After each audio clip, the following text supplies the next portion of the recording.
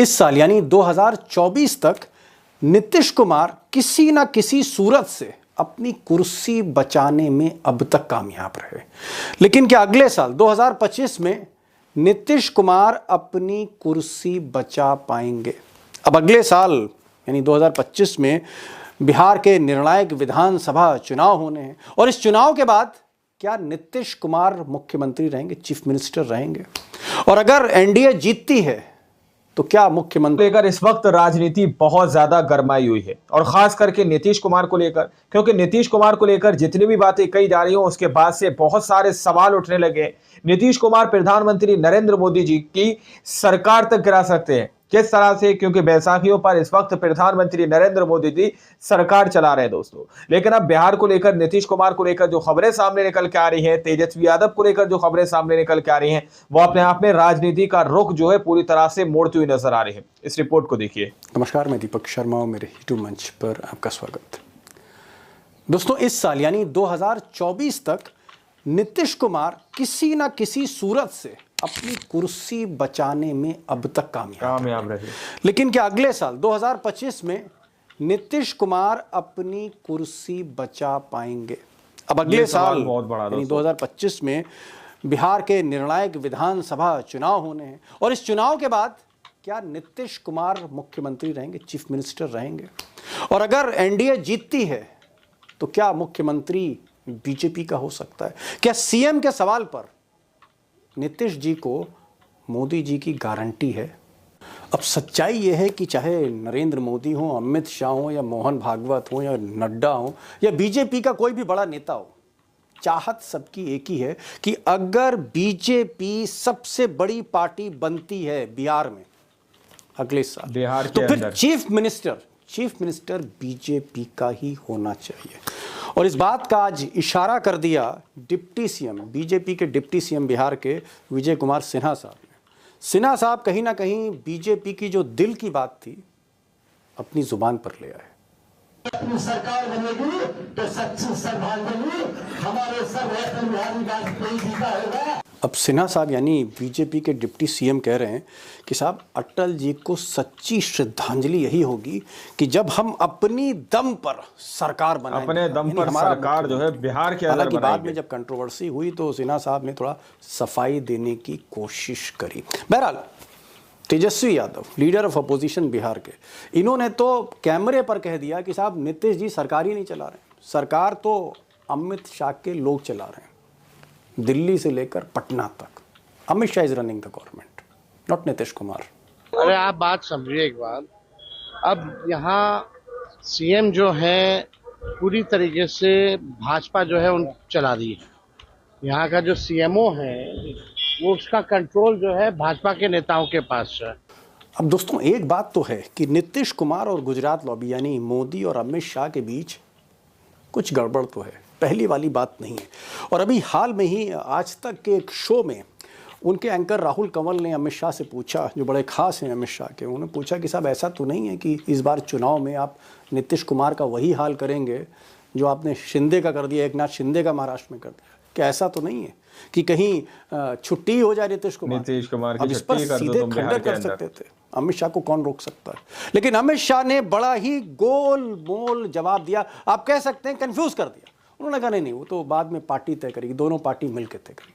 साफ बोले नहीं, साफ लफ्जों में अमित शाह बोले नहीं, घुमा दिया सवाल को। पार्टी के पॉलिसी डिसीजन इस प्रकार के कार्यक्रम में डिक्लेयर नहीं होते हैं, ये पार्लियामेंट्री बोर्ड का अधिकार है, नीतीश कुमार जी की पार्टी का भी अधिकार है। अब अमित शाह के इस गोलमोल जवाब से तो दोस्तों ऐसा ही लगता है कि आने वाला जो समय है नीतीश कुमार के लिए बहुत अच्छा नहीं है, not very promising days for Nitish Kumar. और उधर नीतीश कुमार को अगर देखें तो वैसे भी उन्होंने दिल्ली आना ऑलमोस्ट बंद ही कर दिया है, बहुत कम आते हैं वो। और मोदी से जो उनकी मुलाकात है उसकी फ्रिक्वेंसी भी बहुत कम हो गई है, बातचीत बहुत लिमिटेड है, सीमित संवाद, लिमिटेड कन्वर्सेशन है। लेकिन इससे बड़ी खबर ये है कि कल मोदी ने एक बहुत इंपॉर्टेंट डिसीजन लिया बिहार को लेकर। उन्होंने अपने सबसे भरोसेमंद, सबसे रिलायबल गवर्नर आरिफ मोहम्मद खान, इनको केरल से सीधे बिहार भेज दिया, सारा राजभवन दे दिया इनको।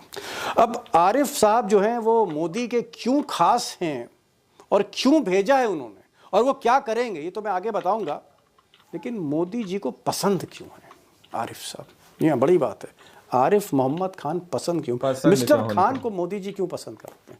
शायद इसलिए कि खान साहब थोड़ा सा लिबरल हैं, वो अक्सर आलोचना करते रहते हैं मुस्लिम थियोलॉजिस्ट की, अपने को कहते हैं कि भाई जो भी हिंदुस्तान में पैदा है वो चाहे हिंदू हो, मुसलमान हो, सिख हो, सब हिंदू हैं। और भी बहुत सी ऐसी बातें करते हैं वो जो मोदी जी को बड़ी पसंद है।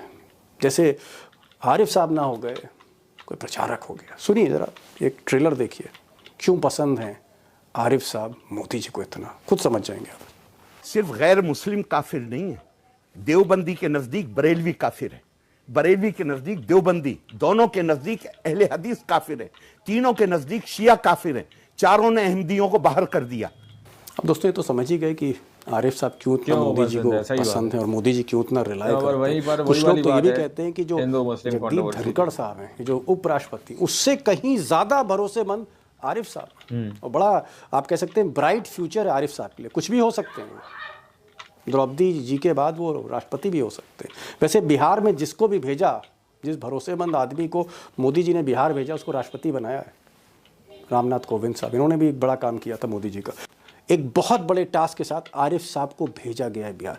टास्क नंबर 1, इनसाइडर्स का कहना है टास्क नंबर 1 दरअसल आरिफ मोहम्मद खान पॉलिटिकल मैनेजमेंट करेंगे। गवर्नर तो वो हैं ही, पॉलिटिकल मैनेजमेंट करेंगे दिल्ली और पटना के बीच में, दिल्ली और पटना के बीच में। और कहने वाले ये भी कह रहे हैं कि जो बीजेपी की जो स्टेट लीडरशिप है बिहार में, वो चाहे दिवंगत सुशील मोदी हो या रविशंकर प्रसाद हो या राजीव प्रताप रूडी हो या शाहनवाज हुसैन हो या सम्राट चौधरी हो या विजय कुमार सिन्हा हो, लंबी लिस्ट है। मोदी जी किसी पर रिलाई नहीं करते। तो अब एक रिलायबल आदमी भेजा है और मोदी चाहते हैं कि जो इंस्ट्रक्शंस जाएं वो भाजपा के संगठन को भी बीजेपी में पता न लगे, उसको एग्जीक्यूट आरिफ साहब करें। और आरिफ साहब ने वैसे भी केरल में कमाल किया जब वामपंथियों की सरकार को उन्होंने हिला के रख दिया। तो नंबर 1 पॉलिटिकल मैनेजमेंट, और नंबर 2 कहीं ना कहीं चुनाव से पहले और चुनाव के बाद आरिफ साहब ही अमित शाह और मोदी के आंख और कान बनने जा रहे हैं। अब आरिफ साहब ने कई पार्टियां बदली हैं, तो विचारधाराएं बदली होंगी। वो पहले बीकेडी में थे, उसके बाद कांग्रेस में वो कई बार सांसद रहे, फिर मंत्री रहे, राजीव गांधी के बहुत क्लोज हो गए, फिर राजीव गांधी को छोड़ दिया उन्होंने। उसके बाद फिर उन्होंने पार्टी बदली, फिर वीपी सिंह के साथ हो लिए, फिर उसके बाद घूम के फिर वो बहुजन समाज पार्टी में आ गए, फिर बीजेपी में आ गए। बहरहाल लंबी लिस्ट है। 1 पॉइंट, मोदी जी के सबसे खास हैं और रिलायबल हैं। और आरिफ साहब अब अमित शाह की बिछाई बिसात पर क्या करने जा रहे हैं बिहार में, that is the big question. 2 experts आपने आज मैंने बुलाए हैं, उमाकांत जी को बुलाया है और अभिषेक को बुलाया है, और मैं यही पूछने जा रहा हूँ कि बिहार में अब आगे का सफ़र नीतीश कुमार के लिए क्या है, और क्या बिहार का रथ, उस पर सवारी अब आरिफ मोहम्मद खान करेंगे।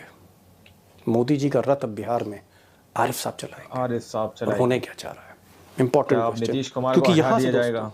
बिहार की राजनीति अभी पलटी मार कहीं ना कहीं, अभी नहीं, आज नहीं, कल नहीं, परसों नहीं, कुछ महीने बाद बदलने जा रही है।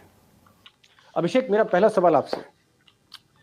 पहला सवाल यह है कि क्या चुनाव के बाद, बिहार चुनाव के बाद बहुत स्पष्ट, बहुत स्ट्रेट, घुमा फिरा के ना सवाल करना है ना घुमा फिरा के मुझे जवाब सुनना है, सीधे बताइए कि क्या बीजेपी ने अपनी गोटियां बिछा दी हैं, सेट कर दी हैं, और चुनाव के बाद अगर जो नतीजा है थोड़ा सा भी बीजेपी के पक्ष में आता है, जो बीजेपी चाहती है, तो नीतीश कुमार की छुट्टी होगी, नीतीश कुमार एकनाथ शिंदे होंगे, एकनाथ शिंदे की तरह उनको भी दीपक जी आज जो कुछ कर भी दिया हुआ, जाएगा। डिप्टी सीएम विजय सिन्हा ने जो कुछ भी बोला, उसके बाद तो ये साफ हो गया कि भारतीय जनता पार्टी अब बिहार के बारे में अपनी रणनीति को लेकर बिल्कुल स्पष्ट है। अपनी सरकार बनेगी तो सच्ची श्रद्धांजलि हमारे सर अटल बिहारी वाजपेयी जी का होगा।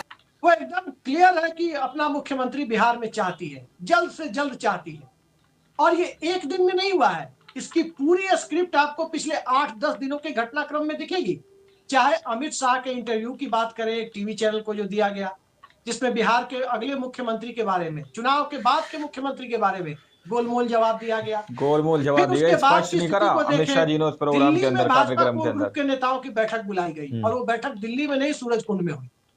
उस बैठक से जब दिल्ली से नेता पटना लौटते हैं तो देखिए क्या क्या होता है। सबसे पहले गिरिराज सिंह का बयान आप देखिए। गिरिराज सिंह कहते हैं नीतीश कुमार और नवीन पटनायक को भारत रत्न से सम्मानित किया जाना चाहिए। क्या गिरिराज सिंह एनडीए के अंदर एक मार्गदर्शक मंडल चाहते हैं, जैसे भाजपा में एक मार्गदर्शक मंडल है? मतलब भारत रत्न देके दोनों को रिटायर किया जाए? दोनों को रिटायर किया जाए। बताइए। और बिहार में महाराष्ट्र और उड़ीसा, इन दोनों का एक मिक्स वर्जन अप्लाई किया जाएगा, जो दोनों मॉडल है बीजेपी के पास, कि कैसे नवीन पटनायक को निपटाया गया और कैसे शिंदे को निपटाया गया। और ये बॉटम लाइन क्या है सर?